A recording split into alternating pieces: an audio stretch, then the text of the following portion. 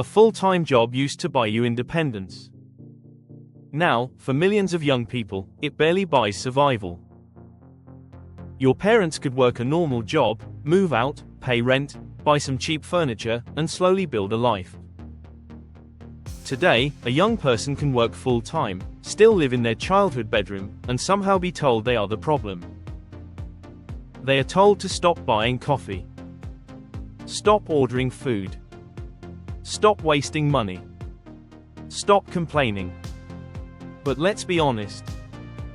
Skipping a $5 coffee does not fix a housing market where rent can swallow half your income and buying a home feels like climbing a ladder that keeps getting pulled higher. So why can't young people afford to move out anymore? The answer is not laziness. It is not just bad budgeting. And it is definitely not as simple as work harder. The real answer is that the price of basic independence has exploded. For most of modern history, moving out was treated like the start of adulthood. You finished school, got a job, found a small place, maybe struggled for a while, but eventually you built your own life. The apartment might have been ugly. The couch might have been second-hand. The food might have been cheap. But the path existed. Today, that path is breaking. Millions of young adults are working, studying, saving, doing everything they were told to do, and still cannot afford to live on their own. And the most frustrating part is that many of them are not unemployed. They are not sitting around doing nothing. They have jobs. Some have degrees. Some work full-time. Some earn money that would have sounded decent a generation ago. And yet, moving out still feels impossible. That is because the math changed. For previous generations, rent was painful, but often manageable. Buying a first home was hard, but it did not always feel completely insane. There were more starter homes. There were cheaper apartments. There were more places where one income could at least get you through the door. Today, the first step is massive. Young people are not just competing with other young people for housing. They are competing with older workers, couples with two incomes, investors, short-term rentals, population growth, limited supply, and decades of decisions that turned housing from a place to live into a way to build wealth. That is one of the biggest shifts. A home used to be mainly shelter. Now, in many countries, housing has become the asset. The investment. The retirement plan. The thing people buy not just to live in, but to get richer from. That works beautifully if you already own property. Every price rise makes you feel wealthier. Every shortage protects your asset. Every new buyer entering the market pushes values higher. But if you are young and trying to enter for the first time, it feels like the game started before you were even old enough to play. And before you even think about buying, you have to survive renting. Rent used to be the temporary step before ownership. Now, for many young people, rent is the trap. It costs so much that they cannot save for a deposit, but because they cannot save for a deposit, they have to keep renting. So they get stuck in a loop. Pay high rent. Save too slowly. Watch prices rise. Stay renting. Repeat. That is why staying at home with parents has become more common and more normal. Not because young adults suddenly stopped wanting independence, but because independence became too expensive. And this is where the conversation gets unfair. People love to blame young people's spending habits. They say young people cannot move out because they buy coffee, use food delivery, subscribe to streaming services, buy new phones, or go on small holidays. And yes, some people are bad with money. Some people waste money. That has always been true. But pretending the housing crisis was caused by iced lattes is ridiculous. Canceling Netflix does not suddenly make rent affordable. Making lunch at home does not create thousands of new apartments. Skipping a few coffees will not magically give someone a house deposit when property prices have pulled away from wages for years. Personal responsibility matters. Budgeting matters. Saving matters. But personal responsibility cannot solve a structural problem by itself.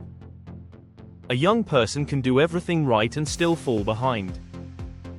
They can work full-time, live cheaply, avoid debt, save money, and still watch the target move further away. Because while they're saving, rent is rising. Groceries are rising. Electricity is rising. Insurance is rising. Transport is rising. Interest rates have made mortgages harder. And the areas with the best jobs are often the areas with the worst housing costs. That is the cruel part. Opportunity is usually in expensive places. The best jobs, universities, internships, networking events, and career paths are often concentrated in big cities. But big cities are also where rent is brutal.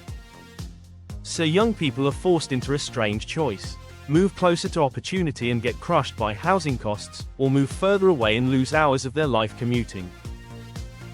And for many people, the only sensible option is to stay home. But staying home has a cost too. Financially, it might be smart. Emotionally, it can feel humiliating. Because moving out is not just about rent. It is about privacy, dating, confidence, having friends over, making your own decisions, building your own routines, feeling like an adult, feeling like your life is moving forward. When you are 25, 28, or 31 and still living in the same bedroom you had as a teenager, it can mess with your head. Even if staying home is the smartest financial decision, it can still feel like life is paused. That is the hidden damage of the housing crisis. It does not just delay home ownership. It delays adulthood. People delay relationships because they do not feel independent.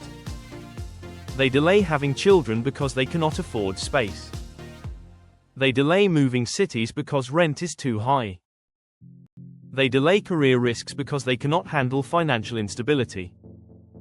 They delay starting businesses because they need every dollar to survive. They delay becoming the person they thought they would be by now. And then society turns around and asks, why are young people anxious? Why are they not having kids? Why are they not buying homes? Why are they not spending money like previous generations?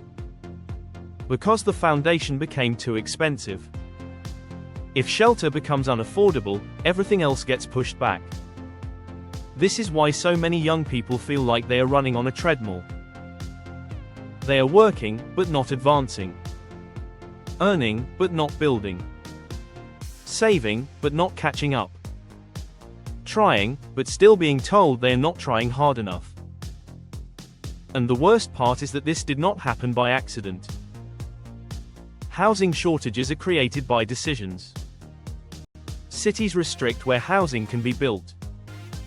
Planning approvals take too long. New developments get blocked because existing residents do not want more density. Governments say they want affordability, but they also know homeowners like rising property values. Investors often get advantages that first home buyers do not. Infrastructure fails to keep up with population growth. Social housing does not grow fast enough. And for years, many countries simply did not build enough homes where people actually needed to live. One blocked apartment building does not cause a housing crisis. One investor does not cause a housing crisis. One zoning rule does not cause a housing crisis.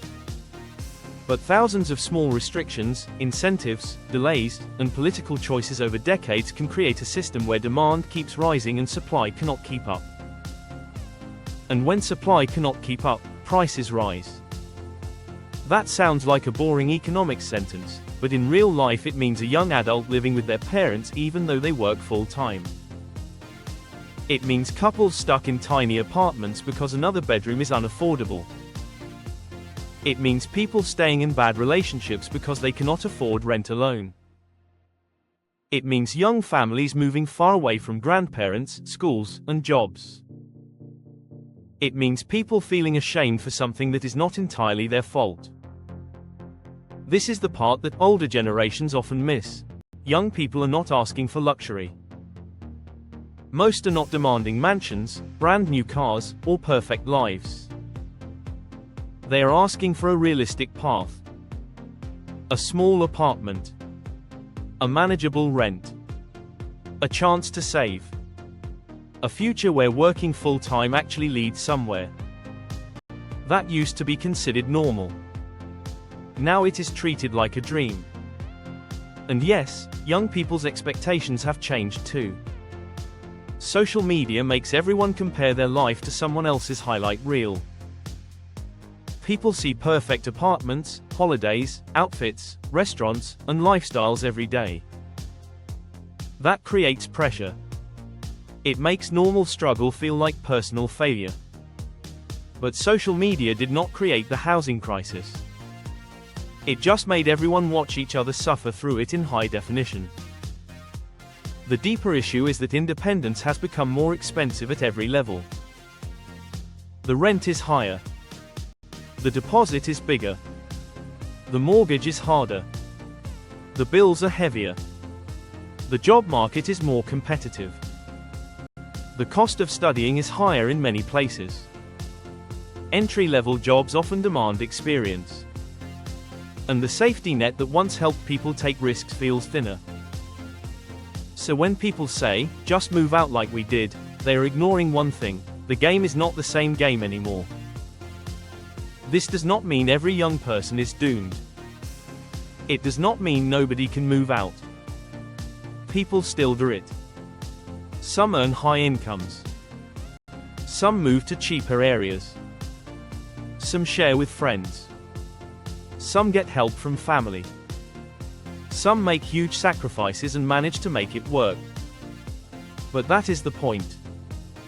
Moving out has become less of a normal step and more of a financial achievement. And that changes society. When young people cannot afford independence, families change. Relationships change. Cities change. Birth rates change. Career choices change. Mental health changes. Politics changes. Because housing is not just another expense. Housing is the base layer of life. If that base layer is unstable, everything built on top of it becomes unstable too. So why can't young people afford to move out anymore? Because wages did not keep up with housing. Because rent became a trap. Because homes became investment assets. Because cities did not build enough. Because opportunity is concentrated in expensive places. Because the cost of living rose around them. Because the first step into adulthood became too high. And because too many people still pretend this is just about coffee. It is not. A generation is not failing because they forgot how to work hard. They are struggling because the price of independence has changed.